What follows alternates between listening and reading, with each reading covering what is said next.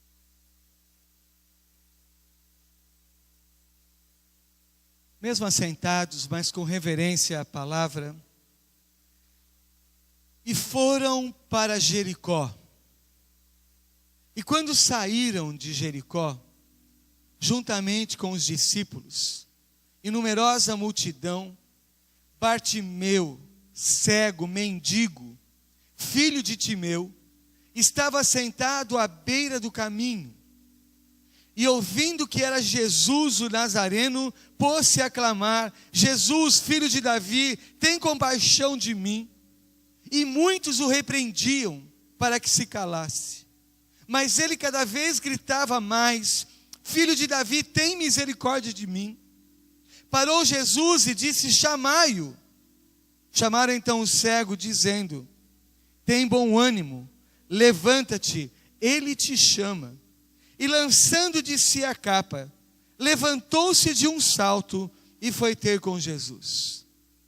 Perguntou Jesus ao cego: que queres que eu te faça? Respondeu o cego: mestre, que eu torne a ver. Então Jesus lhe disse: vai, a tua fé te salvou. E imediatamente Jesus seguia estrada afora. Ele seguia a Jesus estrada afora. Amém?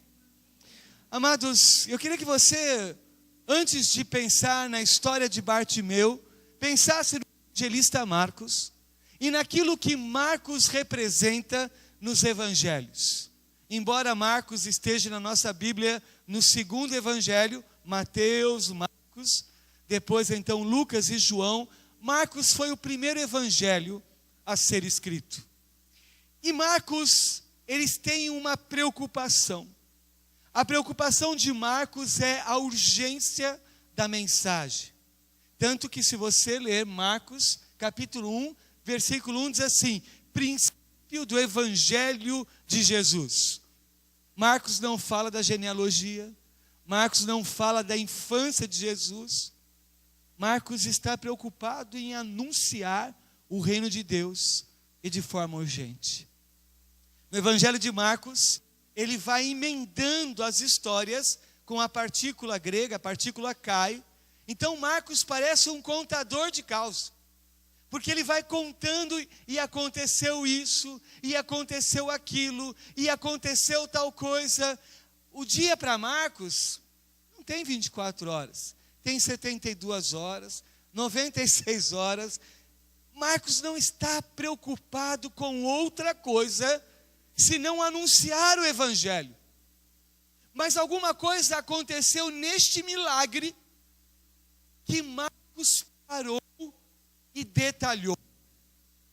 Ele começa, em primeiro lugar, falando de Bartimeu, que em hebraico, Bartimeu, filho de Timeu.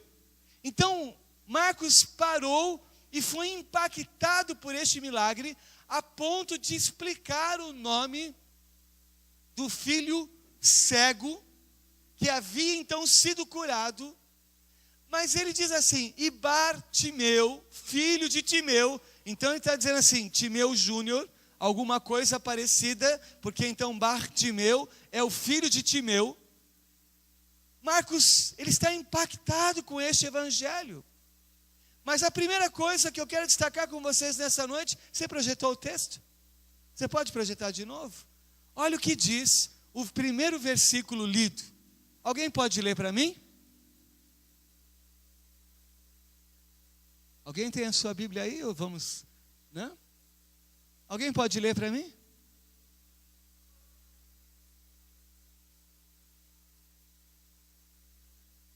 Isso. Muito bom. E foram?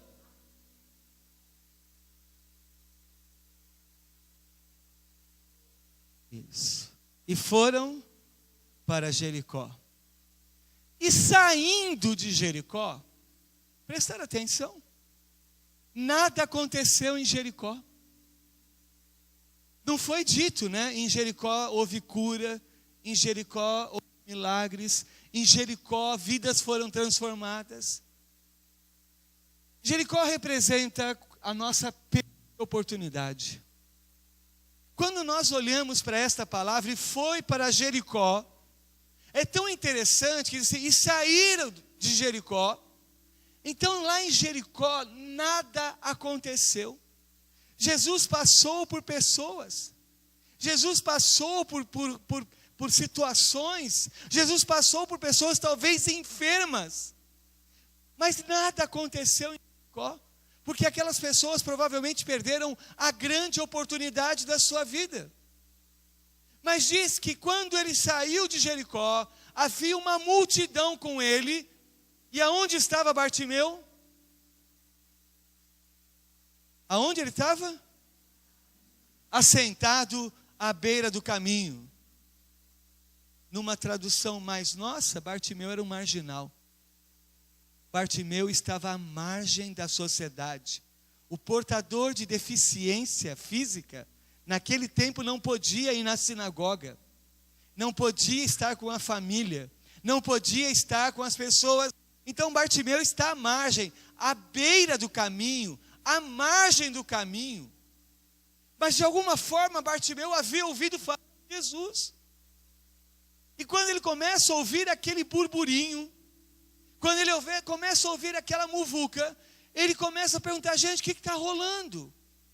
O que está acontecendo? E alguém diz para ele assim, olha, está vindo aí Jesus, o Jesus de Nazaré, o Galileu que tem realizado milagres, está vindo ele e uma multidão. Bartimeu de bobo não tem nada, é cego, mas não é bobo. Bartimeu começou a medir o som, ele começou a medir aquilo que estava acontecendo. Hoje eu tenho pastoreado e tutoriado um pastor que é deficiente visual, pastor Enoque. E o que eu tenho aprendido com ele, nós fizemos uma viagem e nós fomos, imagina só, né? A uma loja de louça. Nem com os meus filhos eu tinha paz quando entrava na loja de louça. Imagine com um cego. E aí entrou eu, ele, a esposa, e de repente ele me surpreendeu. A esposa dá uma louça para ele. Ele começa a passar a mão e aí começa a descrever a beleza da louça. Eu havia ignorado aquela louça. Eu havia passado por ela. Apesar de enxergar, eu não havia visto aquela louça. Aquele pastor vai descrevendo. Ele começou a descrever uma viagem dele a Foz do Iguaçu. Eu estive em Foz do Iguaçu e provavelmente eu não vi metade do que ele viu, mesmo sendo cego. Bartimeu, ele começa a ouvir o burburinho.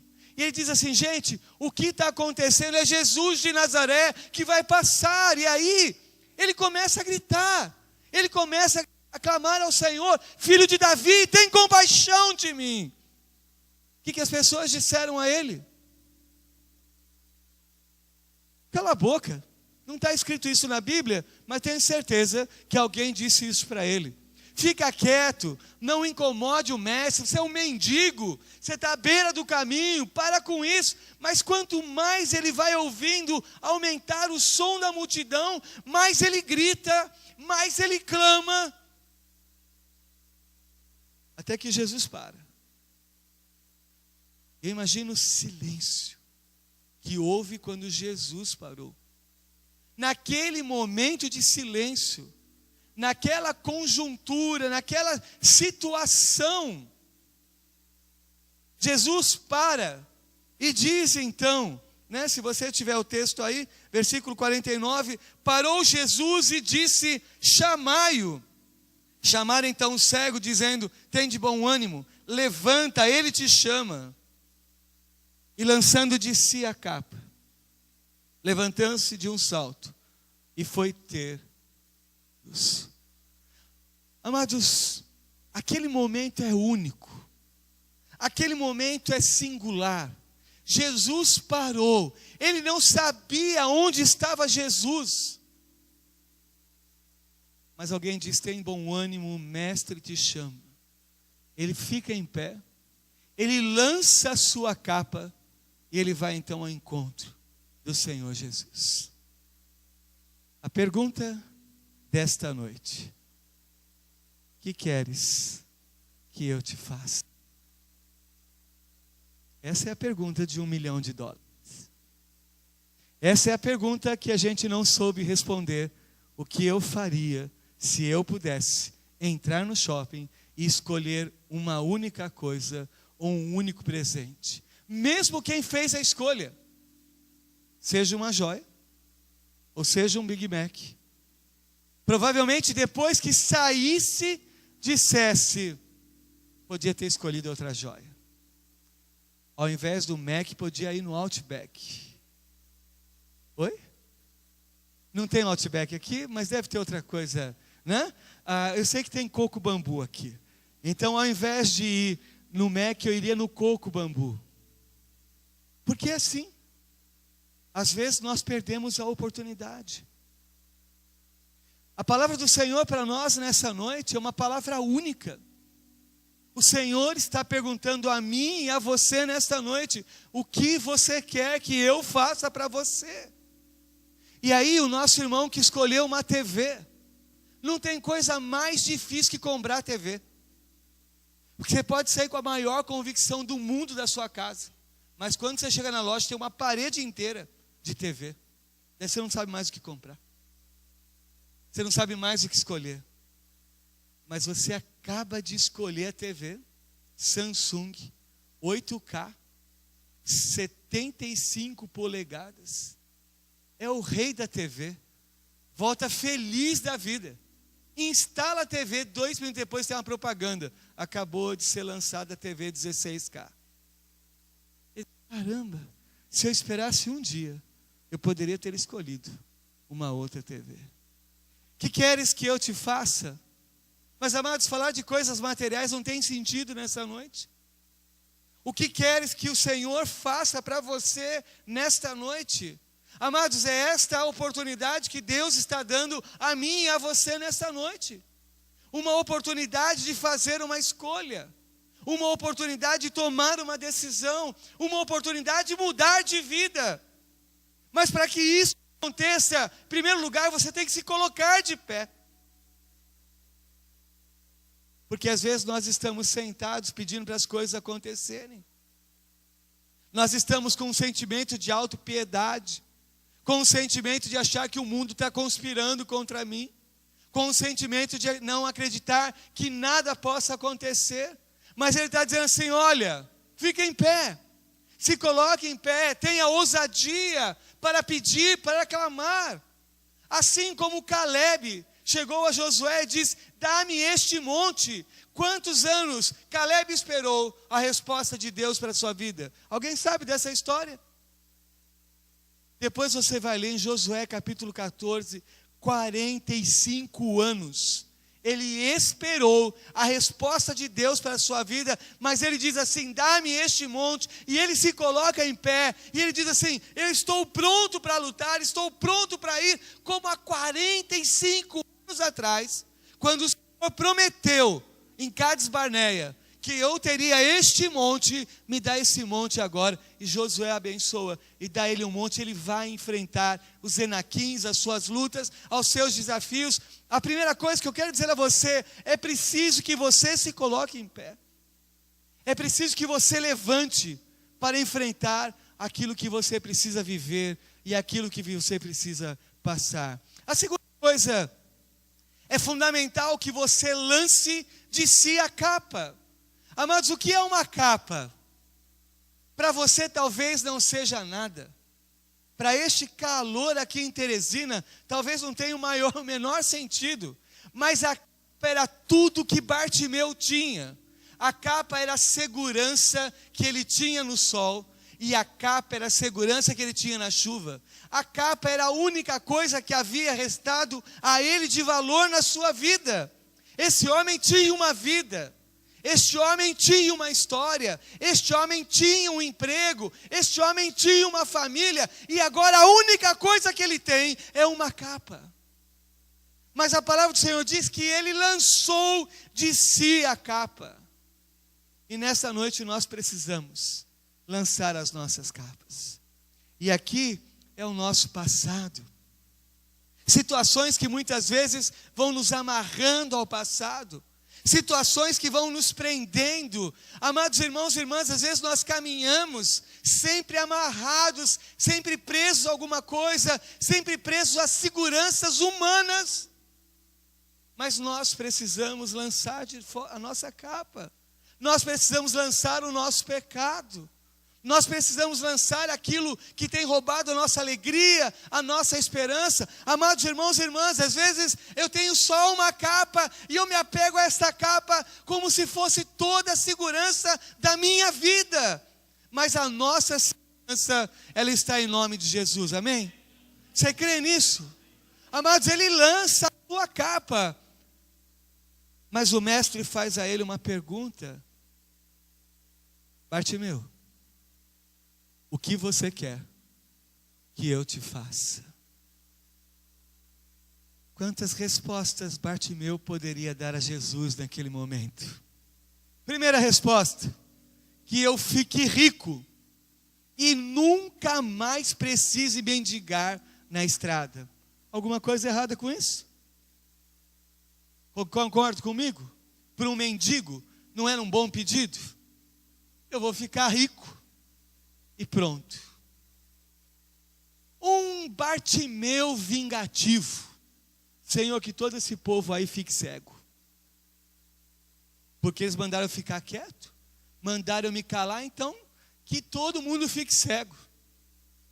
Porque não é assim que a gente age às vezes? Eu desejo mal para os outros. Eu me incomodo se o outro está bem. Eu acho que eu quero fazer justiça aos valores. Mas Bartimeu faz uma resposta muito especial. Que eu? Pode me ajudar? Vamos juntos? Que eu? Pode ir lá, mas o próximo versículo. Que queres que eu te faça? Todos a uma só voz. Amados, o que você precisa ver nessa noite? Pastor Emanuel, contei a experiência da mulher que queria ver você. E ela pôde te ver. A emoção que ela viveu. Talvez você não esteja com uma deficiência visual, mas você parou de ver o mundo com esperança. A única coisa que você consegue olhar para o mundo é com negatividade. A única coisa que está no teu olhar é desesperança. A única coisa que tem envolvido você é um sentimento de que as coisas não vão acontecer. Que nesta noite o milagre de Deus aconteça na sua vida. Mestre, que eu torne a ver. O que você precisa ver nesta noite? Amados, eu não estou falando de uma situação econômica, financeira estável. Algumas pessoas podem ter todas as coisas, mas tem um imenso vazio nas suas vidas. Apesar de ter todas as coisas, não tem alegria, não tem esperança. Apesar de ter todas as coisas, ela não tem ninguém para compartilhar a vida. Olha aquela parábola do homem que havia tido uma grande colheita. E diz ele, falando com a sua alma, nós estamos ricos. Eu já sei o que eu vou fazer. Vou derrubar o celeiro. Vou construir um novo celeiro. E o que nós temos é para hoje e para sempre. O que ele ouve, qual é a voz que ele ouve? Alguém se lembra? Quase, Gilvan. Mas você está quente. Bom, todo mundo está quente, Teresino, né? Louco. Esta noite pedirão a tua alma. E olha a pergunta, o que você tem, para quem será? Não é para o que vai acontecer, mas para quem será? Sabe o que ele estava dizendo? Aquele homem era rico, mas não tinha ninguém. Já foi no velório de alguém que não tem ninguém? Amado, já fiz isso. Fui fazer o enterro de uma pessoa que não tinha ninguém no enterro daquela pessoa. E não é porque era indigente, não é porque morava longe, ele morreu abandonado num centro de vivência, a gente chama SECOM. A pessoa me ligou do SECOM e disse, pastor, o senhor pode ir lá para ter uma palavra? E eu, com quem? Com ninguém, pastor. mas pelo menos dá um apoio para a gente. Eu fui para lá, estava a diretora desse local, a secretária e 4 coveiros. E eles não entendiam como não havia ninguém com aquele homem. E ali eu enterrei aquela pessoa, sem nenhuma história. Enterrei aquela pessoa sem nenhum familiar. Enterrei uma pessoa que havia sido abandonada, mas porque provavelmente ao longo de toda a sua vida, ele não viveu o que ele tinha de melhor, que era a sua família. O que você quer que o Senhor faça para você nessa noite?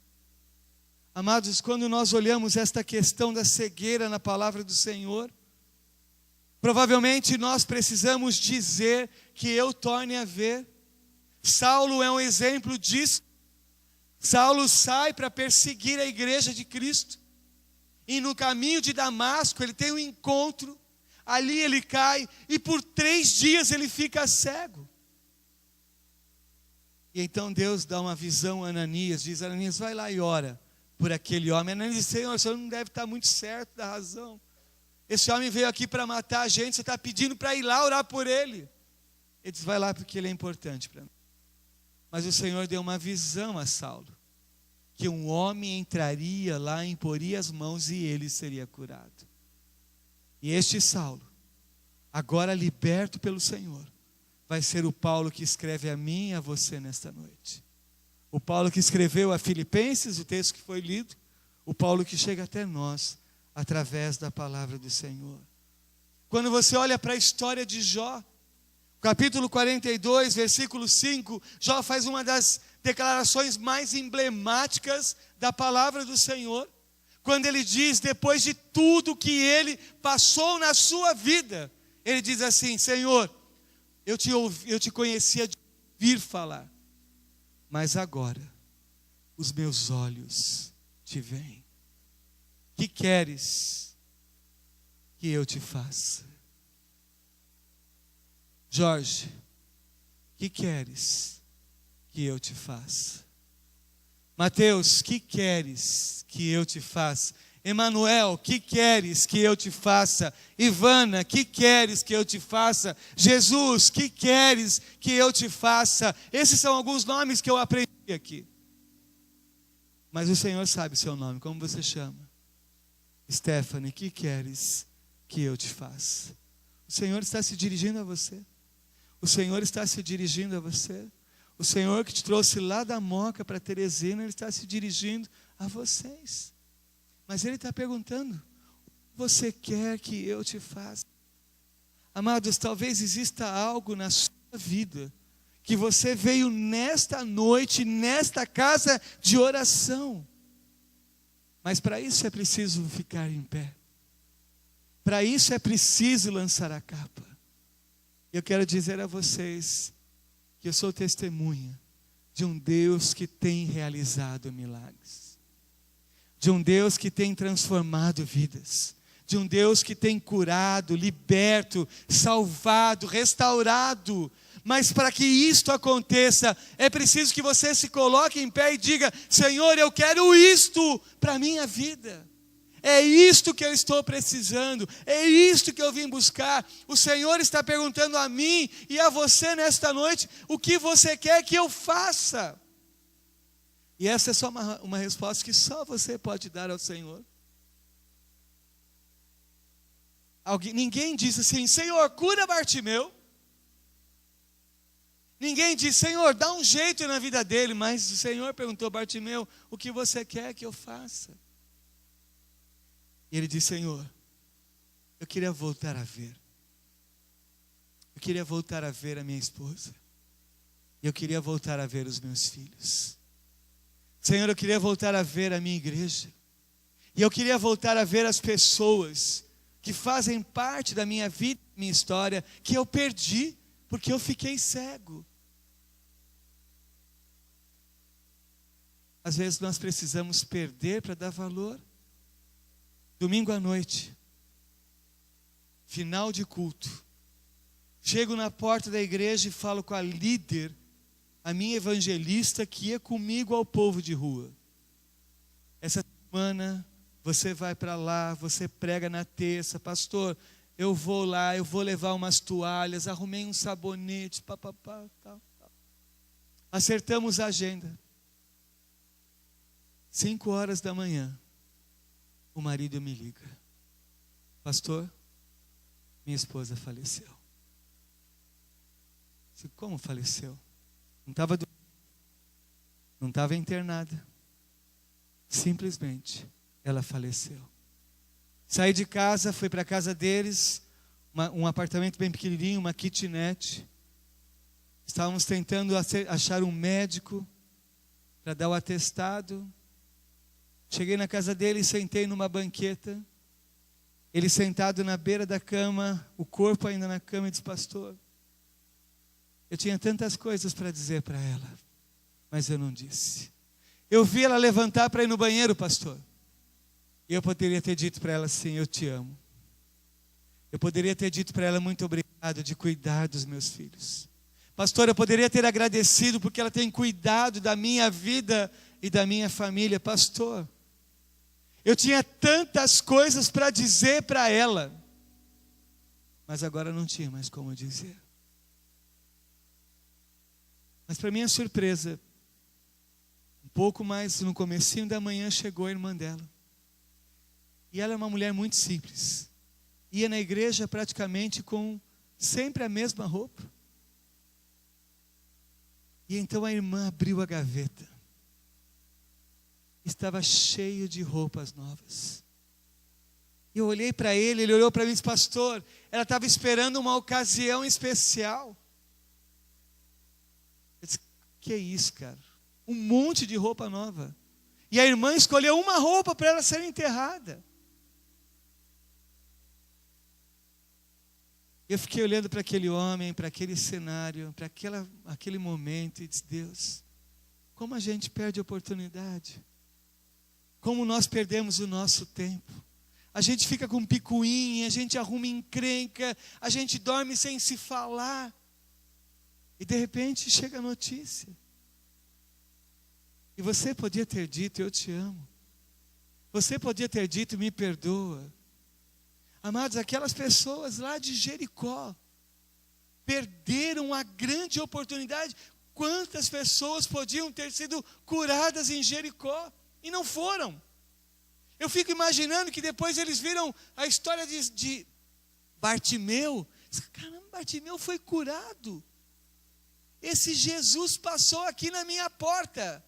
Esse Jesus passou do meu lado. Eu vi Jesus.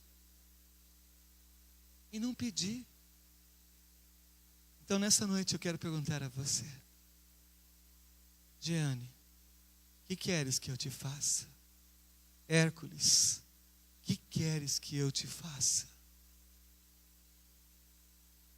Que nessa noite você possa responder a este Senhor que trouxe você aqui nessa noite. Então eu quero orar por você nessa noite. Porque eu vou orar em nome deste Jesus que curou Bartimeu. E deste Jesus que trouxe você aqui nessa noite. Então, se você tem uma resposta para o Senhor nessa noite, eu quero convidar você para vir ao altar do Senhor.